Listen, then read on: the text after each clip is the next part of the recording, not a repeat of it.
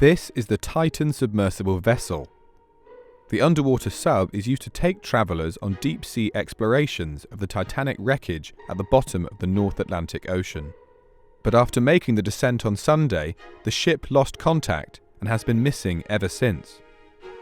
Now rescuers face a terrifying race against time to save the ship's 5 passengers, with only 96 hours of emergency oxygen on board. Here's everything you need to know about the missing sub so far. A journey down to the depths to see the famous Titanic wreck is run by the company OceanGate Expeditions and costs guests close to £250,000. The 8-day trip includes dives down to the wreck, which lies 12,500 feet at the bottom of the Atlantic Ocean. That's 12 times the length of London's Shard skyscraper. The site of the wreck is around 400 miles east of Newfoundland in Canada, and the US Coast Guard has warned this remote location makes the search more challenging. The location of the search is approximately 900 miles east of Cape Cod in a water depth of roughly 13,000 feet. It is a remote area and it is a challenge to conduct a search in that remote area. But we are deploying all available assets to make sure that we can locate the craft and rescue the people on board.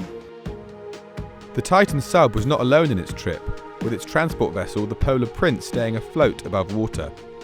The Titan is supposed to send pings to the Polar Prince every 15 minutes to let it know its location, but the ship lost contact just an hour and 45 minutes into its journey. It usually takes around 2 hours to reach the ocean floor. Search teams above water are believed to be listening for sounds with sonar, as panicked crew members could be banging on the vessel's hull to get out. British billionaire Hamish Harding is among those trapped on the Titan. The 58-year-old, who chairs an aviation operations firm, said on social media he was joining OceanGate Expeditions as a mission specialist. And shortly before the sub's descent, he posted on Instagram saying bad weather meant this may likely be the only manned mission to the Titanic in 2023. Also on board are the OceanGate CEO Stockton Rush, French diving expert Paul-Henri Nargeolet, who's led multiple expeditions to the site, and one of Pakistan's richest men, Shahzada Dawood, with his family confirming both him and his teenage son Suleiman are among those missing. Time is of the essence in this search, with the US Coast Guard estimating that the crew had between 70 and 96 hours of oxygen left as of Monday night.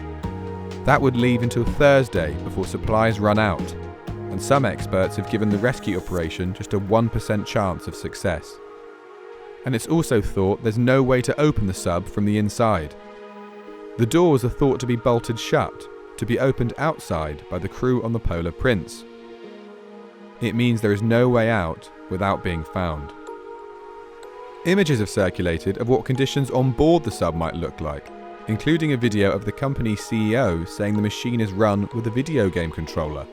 We run the whole thing with this game controller. Come on! There is no GPS underwater, so the vessel is only guided by its text to the Polar Prince ship at the surface. OceanGate says it carried out successful expeditions to the Titanic wreck in 2021 and 2022. The tireless search will continue this week, with boats, aircraft and radar equipment all used by the US Coast Guard and the US Air Force. The UK Ministry of Defence says it will help where it can, but NATO says even its own submarines can't reach deep enough. And with some experts fearing the ship may be stuck in the Titanic wreckage, it truly is a race against time.